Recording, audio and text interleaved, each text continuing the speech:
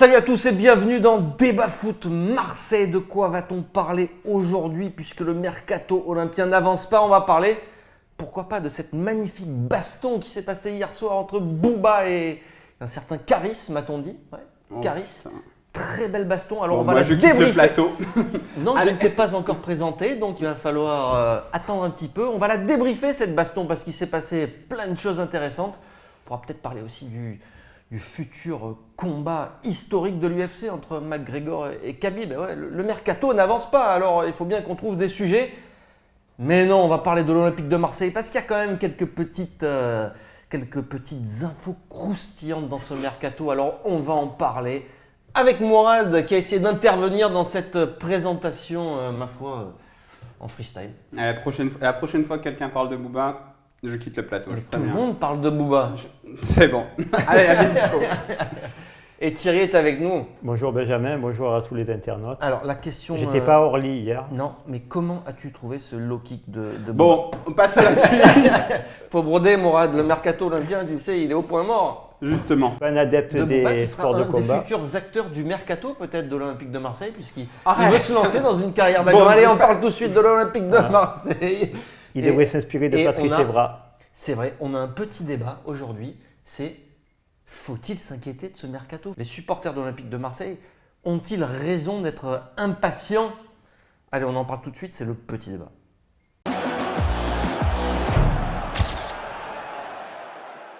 Alors, chers amis, nous sommes le 2 août 2018 et il n'y a toujours qu'une seule et unique recrue à l'Olympique de Marseille. Et les supporters sur les réseaux sociaux ou IRL, in the real life, motherfucker, aussi on s'impatiente puisqu'il y a eu un tag à la commanderie. À l'attention d'un pizzaiolo d'Amsterdam. Voilà, de Raiola. C'était très méchant, donc il a été camouflé très rapidement. Et il est disparu même alors qu'il est. Alors, complètement. Chers amis, la question que je vais vous poser, c'est les supporters ont-ils raison d'être impatients comme ça sur le mercato d'Olym qui a du mal à avancer? Je vais te laisser la parole, Thierry, dans un premier temps. Oui, moi je pense qu'il y a de quoi s'inquiéter parce que ça fait quand même depuis le 9 juin que le mercato est ouvert et on est à une semaine de la reprise du championnat et pour l'instant une seule petite recrue et il y a vraiment de quoi être inquiet parce que je pense que à Marseille on s'impatiente très rapidement et le fait de rien voir venir, il ne reste plus que 29 jours avant la clôture, c'est quand même inquiétant. Donc pour l'instant l'équipe ne prend pas forme puisque on attend quasiment des joueurs dans tous les secteurs et il y a toujours rien. Même la recrue en fait n'a pas pu être encore intégrée au groupe de Garcia qui ne pourra pas l'utiliser donc pour le début du championnat. Est-ce que les supporters ont raison de s'impatienter? Moi, je ne sais pas s'ils ont raison, mais en tout cas il faut les comprendre. Ne pas leur dire allez boire de la tisane, tout ça, calmez-vous, machin. Il faut pas non plus dire oui, machin, c'est que les réseaux sociaux parce qu'encore une fois. IRL, quand tu vas dans les quand tu vas faire tes courses au supermarché, quand tu vas prendre un café en bas de chez toi, quand tu vas jouer au foot avec des mecs, on te dit aussi et qu'on te reconnaît parce que superstar maintenant. On te dit putain mais on te alors, le dit ça en aussi. est où? Alors Balotelli forcément. Et voilà, et après Balotelli. On va pas recruter. Ça Qu'est-ce en qui est se où, passe? machin, Pourquoi on tout ça. recrute pas? Donc il faut aussi le comprendre. Donc il y a ces choses-là. Il y a aussi, on peut aussi se dire que c'est parce que le championnat commence rapidement qu'on n'a pas vu, voilà, comme l'a dit Thierry. Après, il faut relativiser et mettre ça dans un contexte global. Je sais que ça, c'est des choses qui te plaisent, mais tu peux te dire aussi que Lyon n'a pas fait de recrues. Mais ils avaient recruté en amont. Tu peux te dire que Monaco a recruté beaucoup de jeunes, mais on ne sait pas encore ce que ça vaut. On peut aussi se dire que Paris n'a rien recruté. En fait, le contexte global, c'est un mercato très bizarre où tu as 2-3 clubs qui ont flambé. Et sinon, t'as rien qui se fait, ça bouge tout doucement. Et donc voilà, ça c'est le mercato global. Mais les supporters marseillais sont comme ma mère, tu vois, quand moi je revenais avec une mauvaise note et que je disais à ma mère, non mais la moyenne de la classe c'était 6 sur 20 sur ce contrôle. Mais moi je m'en fous des autres, moi je veux savoir ce que toi t'as. Et les supporters marseillais, je pense qu'ils s'en battent un peu les couilles des autres mercatos. Donc eux, ils avaient aussi cette impression qu'avec cette nouvelle direction qui arrivait très sérieuse, qui arrivait très méthodique, ils allaient plus être à à la merci des configurations de marché ou de ce genre de choses. Ils pensaient que tout allait être fait d'une manière très sérieuse et là, force est de constater que la direction ne peut pas faire grand-chose face à un marché qui bouge pas trop. Et puis, il y a le dossier Balotelli aussi, qui nous fait revenir un peu en arrière avec cette déclaration de Jacques-Henri Hérault au moment où il a fait le bilan de la saison. Je crois que tu l'as quelque part d'ailleurs, tu peux me la dire exactement? Alors, je vais te la faire écouter même. Est-ce qu'on a le son ou pas? Non, on n'a pas le son. Parce que on me dit à la régie qu'on n'a pas le son, alors je vais peut-être te la lire si je la retrouve. Il faut aussi maintenir le rythme dans chaque transaction, dans chaque négociation. Plus les deals mettent du temps à se faire, plus les risques qu'ils n'aboutissent pas sont grands. Donc voilà, et il dit nous allons être vigilants là-dessus. Et là, force est de constater que ça fait 3 mois que on rentre dans le 3e mois de négociation avec Mario Balotelli. Donc ça rentre aussi dans ce truc. Il y a des circonstances atténuantes, mais n'empêche qu'il y a des choses qu'on constate sur ce mercato, que cette direction n'est pas toute puissante, qu'elle est à la merci de beaucoup de paramètres et qu'il y a beaucoup de choses qui ne peuvent pas forcément tenir, etc. Donc voilà, ils ont un peu raison de s'impatienter. Mais après, il y a un contexte global qui fait que c'est difficile. Tu le comprends, toi, justement, ce contexte global où tu te dis que non, que Marseille devait se montrer plus incisif sur ce marché des transferts? Oui, je pense que les dirigeants ont fait fausse route à ce niveau-là. Et puis bon, après, c'est vrai que il reste du temps. Il reste encore. Il reste du temps, tu vois, on est le 2 août, donc il reste encore 29 jours. Mais bon, c'est assez que on pensait avoir vraiment le recrutement qui est achevé pour la reprise. Et puis bon, là. C'est rare, ça, en fait, si tu regardes les mercatos même. Mourad vient de le rappeler, dans les autres clubs. Non, mais bon, ça, c'est qu'on s'agace surtout par rapport au dossier Balotelli qui n'avance pas. Et puis bon, c'est vraiment le statu quo absolu. Et puis bon, on ne sait pas ce qu'il en est exactement parce que ça fait depuis un petit moment que ça dure. Je pense que les négociations remontent à 2 mois et demi, 3 mois. Et pour l'instant, j'ai rarement vu un dossier qui avance pas et qui aboutit pas. Donc, et si je peux encore aller encore plus dans le métal, dans le global, c'est par rapport à l'Olympique de Marseille et par rapport à Jacques-Henri Hérault. Donc depuis son arrivée, il a dit qu'il allait s'occuper de l'Olympique de Marseille comme d'une entreprise classique, avec des méthodes classiques d'entreprise, etc. Donc ça peut être plaisant parce qu'il y a certaines choses à Marseille dont on n'est pas très fiers qui se sont passées, mais on se rend compte sur ce mercato que le football, c'est pas un marché classique, c'est pas un marché qui répond à des normes d'entreprise, à des normes normales. C'est que tu as 2-3 événements là qui sont venus troubler le mercato, c'est-à-dire la Coupe du Monde, les fermetures anticipées des marchés anglais et italiens. Et c'est le bordel. Il n'y a plus personne qui sait qui, quoi, dont, où. Tout le monde est complètement en panique. Pour le moment, personne n'est en panique. Tout le monde est en stand-by. On ne sait pas comment fonctionner, on ne sait pas comment marcher. Alors que dans un marché classique, ces événements, ils auraient été prévus, ils auraient été anticipés et on aurait avancé. Parce que là, ils n'ont pas du tout été avancés et que là, c'est le gros bordel. Je pense que le 9 août, fermeture du marché anglais. Mais là, encore une fois, c'est pas que l'OM. Non, mais l'OM qui a cette posture de nous, on va agir de manière rationnelle, il faut qu'ils comprennent qu'ils ne sont pas dans un marché rationnel. Et d'autant plus quand tu te retrouves face à un Raiola. Voilà, par exemple, quand tu te retrouves face à un Raiola, si tu as lancé des négociations depuis 2 mois avec un salarié que tu lui offres ce salaire, etc., dans toute autre entreprise, tu vas boucler le deal très rapidement. Mais avec des personnages comme Raiola au milieu de ce marché du foot, eh ben, c'est complètement irrationnel. Et ça, je pense que c'est quelque chose que sur plusieurs mercatos maintenant, on voit que la posture rationnelle de l'OM, elle a un peu du mal à survivre face à l'irrationalité du marché du foot. On a vu passer un tweet de notre confrère Alexandre Jacquin de la Provence qui nous rappelait que le LOSC de Rudy Garcia a été champion en 2010-2011 en gardant 95% de son effectif et en apportant qu'une seule recrue. Pourquoi paniquer? L'OM actuel est dans la même configuration, machin. Donc voilà, il n'y a eu qu'une seule recrue pour l'instant avec Aletaka. Il y aura sûrement. Mais en gardant tous les joueurs. Est-ce que c'est pas ça finalement le plus important pour toi, Thierry, de te dire on va garder déjà tous nos joueurs?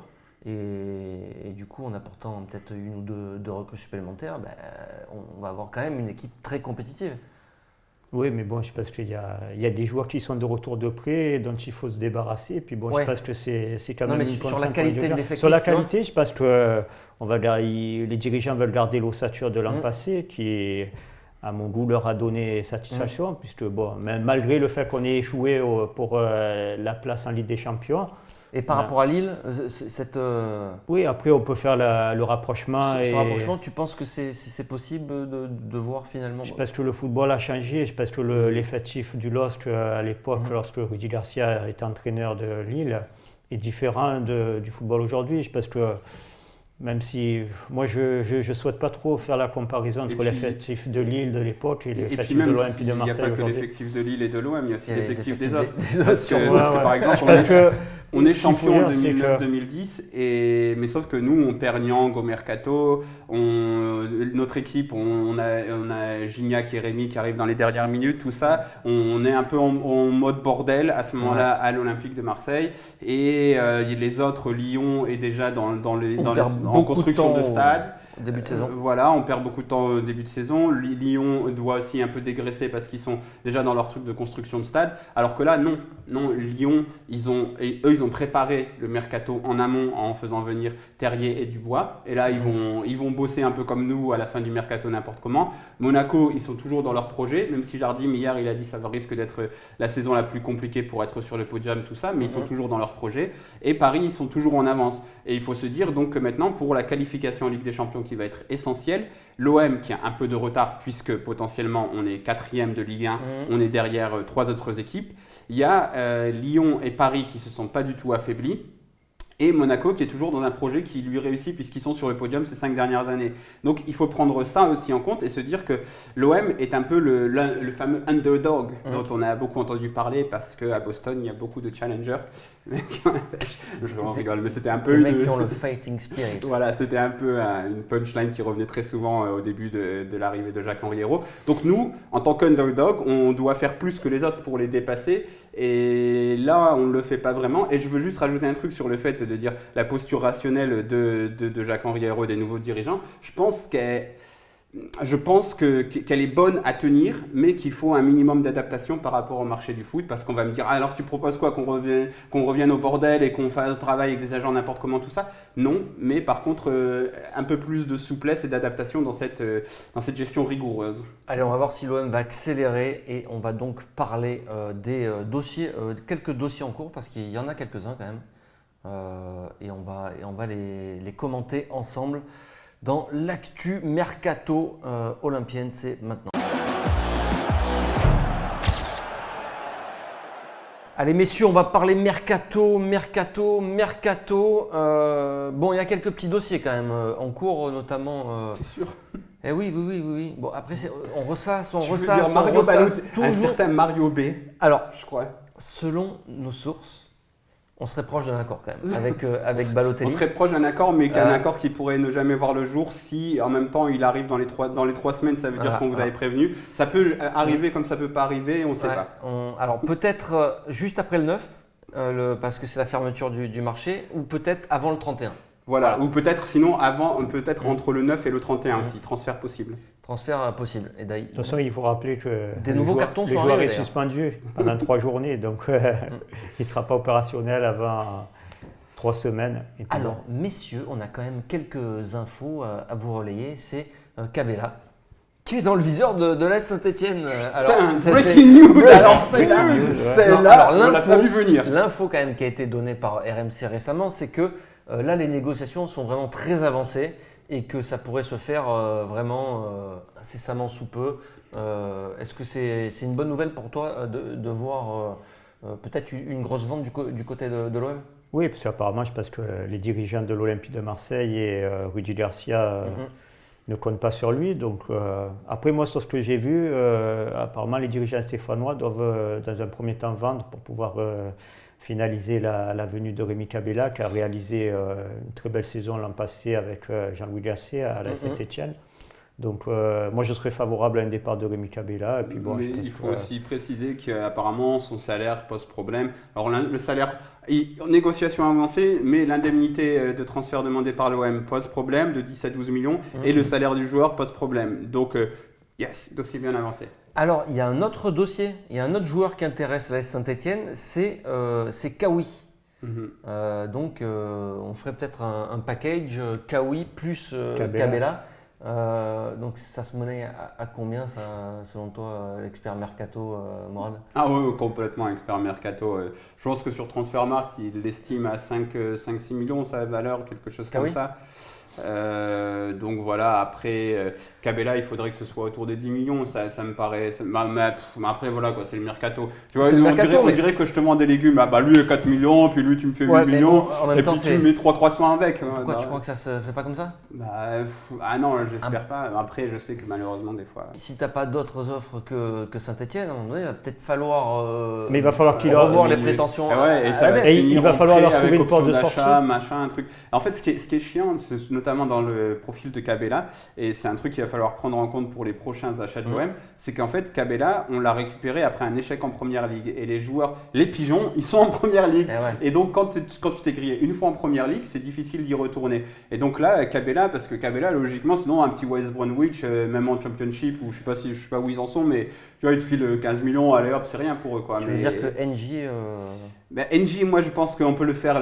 The Cameroonese Mbappé is running really fast, motherfucker. He's scoring goal once in a while. Ils l'ont déjà eu aussi. Alors, mais il était blessé. He was injured. Now he's in good shape. Wesley Snipe of football. La Provence nous a aussi informé que l'OM souhaitait prolonger Morgan Sanson. Est-ce que c'est une bonne nouvelle, ou est-ce que tu te dis peut-être que c'était aussi un joueur qui pouvait ramener quelques dizaines de millions d'euros à l'Olympique de Marseille dès cet été? C'est plutôt une bonne chose que les dirigeants lui proposent une prolongation, parce que c'est quand même un bon jeune joueur. C'est un joueur qui a du potentiel, et je pense qu'il a encore une marge de progression. Il est relativement jeune, donc il reste sur une bonne saison l'an passé. Donc pourquoi pas continuer à l'Olympique de Marseille?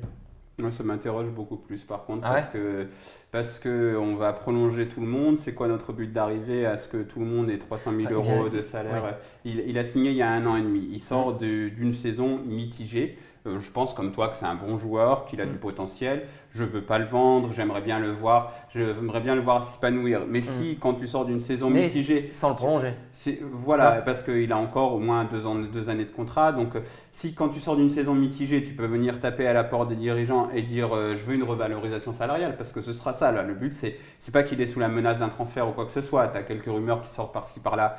J'ai pas envie de les commenter à travers des agents, machin, tout ça. Mais le truc, c'est qu'aussi, il faut faire attention à ça. Si on revalorise tout le monde, il y a un moment, il n'y aura plus de place dans la masse salariale. Après, à moins que tu te débarrasses des indésirables.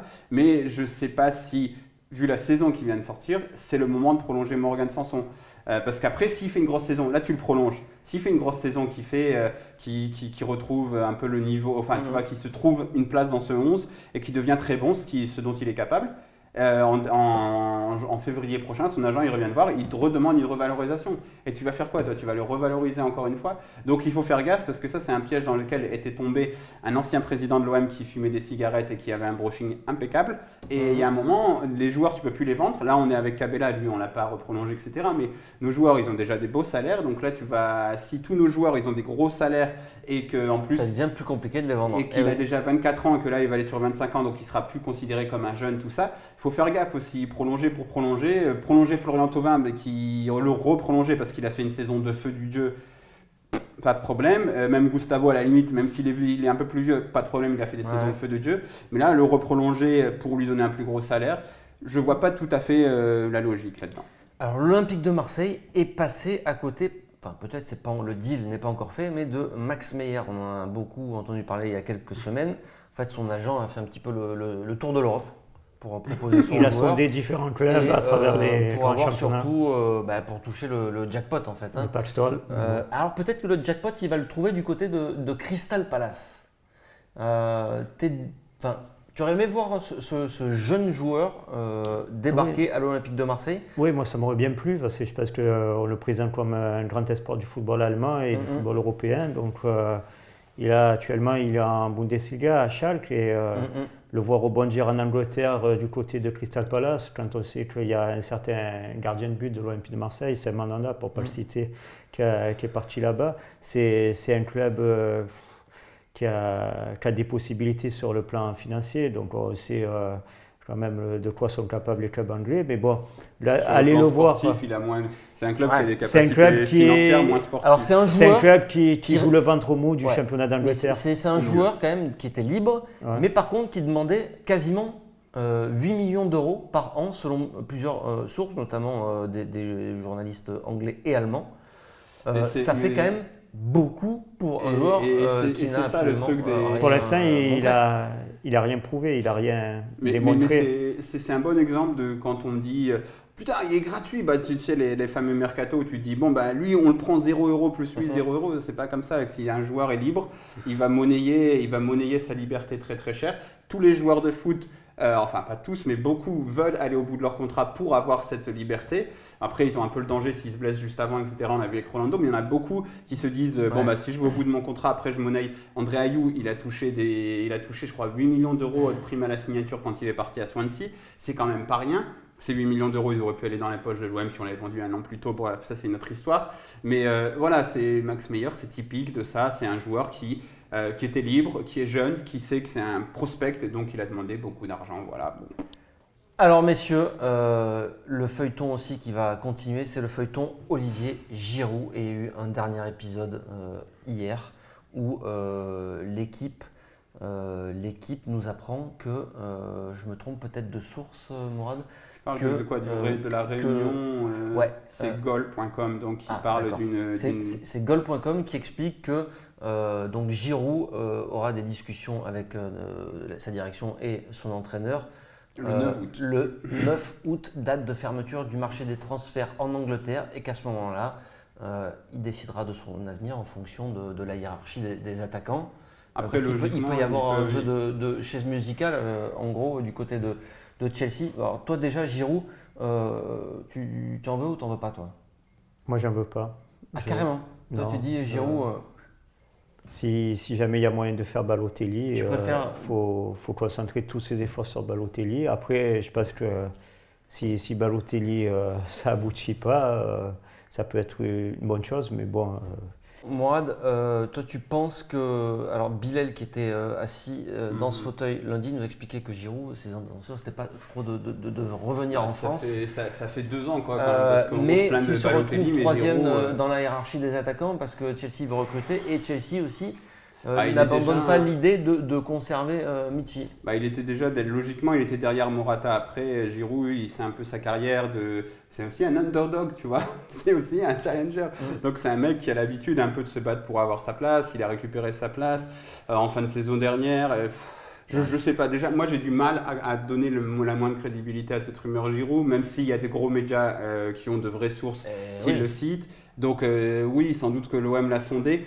Je pense que si ces gros médias le disent, c'est qu'ils ont des billes dessus, donc c'est pas n'importe quoi. Mais en fait, j'ai du mal à voir Giroud vraiment avoir envie de quitter l'Angleterre parce que j'ai eu plein d'échos où on m'a dit Giroud, il veut rester en Angleterre et à Londres plus particulièrement. Alors si Giroud reste justement à Chelsea, il y en a un qui va peut-être partir.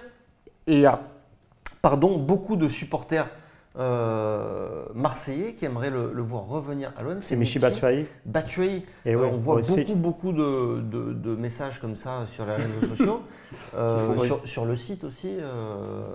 On sait qu'il a parti à Chelsea. Marseille.fr. Et l'équipe indiquait, cette fois-ci c'est bien l'équipe, indiquait que Michy, il pourrait peut-être encore être prêté la saison prochaine. Il a été prêté et au non Borussia vendu Dortmund l'année et prêté dernière. sans option d'achat. Alors est-ce que ça ne serait pas finalement une bonne opportunité pour l'Olympique de Marseille, ça, Thierry? Pourquoi pas? Ça peut être une Toi, solution. ça te ferait plaisir de le voir revenir. Tu penses que c'est pas meilleur finalement qu'un Giroud et qu'un Balotelli? Ben déjà, Michy Batshuayi, c'est un joueur qui connaît bien l'Olympique de Marseille, puisqu'il a déjà évolué. Il est plus jeune qu'Olivier Giroud, donc ça, c'est quand même un paramètre à prendre en considération. Et puis bon, mais on parle parce que là, la seule possibilité qu'il y aurait. Après, je pense qu'en termes financiers, ça risque d'être compliqué. Parce que ce qu'il perçoit là, on est dans le en mercato Angleterre, fiction, hein, je le rappelle, mais je pense que c'est une opération quand on voit l'OM qui galère comme jamais sur Balotelli, que des coups à faire, il n'y en a pas tant que ça. Toi, te faire prêter un attaquant, bon, tu as Mitroglou aussi qui, a priori, est parti pour rester. Ça va être compliqué de le vendre aussi. Mais je sais pas, après Michy c'est un peu du fantasme de supporter parce qu'il a laissé un bon souvenir, etc. Mais là ça veut dire que tu ferais un prêt sans option d'achat, parce qu'on parle d'un prêt sans option d'achat pour Valence. Pourquoi pas? Après on voit que Valence par exemple avec Guedes, ils étaient très satisfaits de l'avoir, et puis l'année d'après ils sont gros joints comme devant parce que voilà, Guedes, Paris demande 60 millions.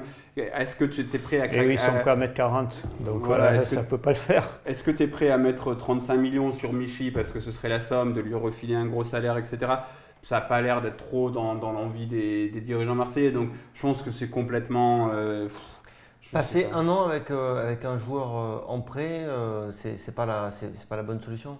Si derrière on ne le conserve pas, je ne pense pas que ça présente un réel intérêt. Et puis c'est pas la logique non plus de ces nouveaux dirigeants, puisque tu as eu, à ma vie, c'était prêt avec option d'achat, et Abdenour, un prêt, à mon avis, ils ne sont pas très satisfaits de leur prêt de 2 ans d'Abdenour. Allez messieurs, on va terminer là-dessus.